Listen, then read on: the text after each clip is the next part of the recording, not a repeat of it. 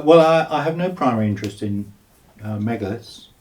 Um, I'm what's called an applied epistemologist, which means that I take any body of knowledge, usually academic, but it could be political or social, and I look at the knowledge and I work out why people believe it. Sometimes people believe it because it's true, but that's not the usual case. Now, of course, I'm drawn to Megalithomania because it's a classic area where people believe things on the whole not because they're true, but because it makes them feel good. But this is also true of archaeologists and prehistorians generally, because there just isn't enough fact, there isn't enough data for anybody to be sure of anything. So it just means that myths flourish on both sides of the divide.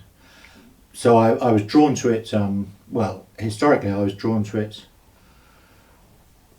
I just had a theory one day about the stone circles, and I met John Michel at a party, and I explained the theory to him, and he said, "Oh, that's quite interesting."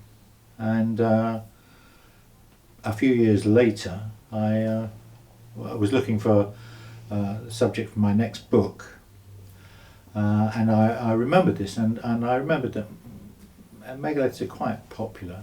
They're quite big.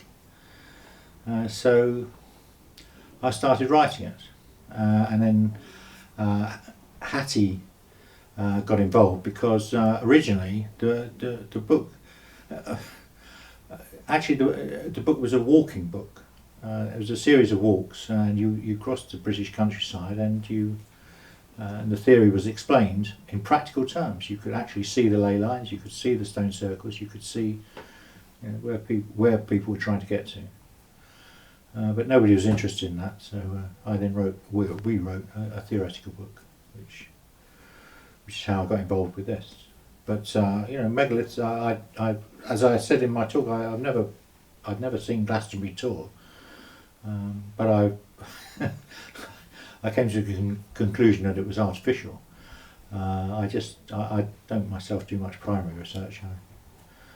I get everything off the internet and just lie in bed and work it all out. The question of why the ancients appear to spend so much effort and time and resources on megaliths is a puzzle. The critical last point is that it's got to be of sufficient usefulness to spend that time and effort, and it always seems to me just building a barrow to bury some soul, it's just not enough. So I developed a theory where more or less every megalithic building, structure, whatever, is for a central purpose to that society, which is navigation, trade, the commonplace but vital. The problem with long distance trade in all aeons, ever since the start of certainly agriculture, is that you can't have long distance trade unless you have some sort of long distance or organisation. You can't just set out and hope for the best, even if you know where you're going, because you won't get there. Somebody will knock you on the head and take what you've got. Why not?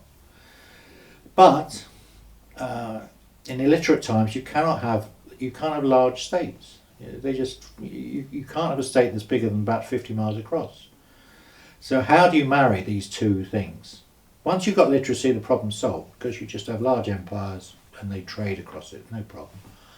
But pre-literate, you have small states, but long distance trade. The solution that was come up with eventually was the megalithics. And basically the deal is, the megalithics say to the territorial states, look, we'll handle your long distance trade. You just sit back and benefit from it. All you've got to do is to let our guys through. That's the deal, and it seems to work.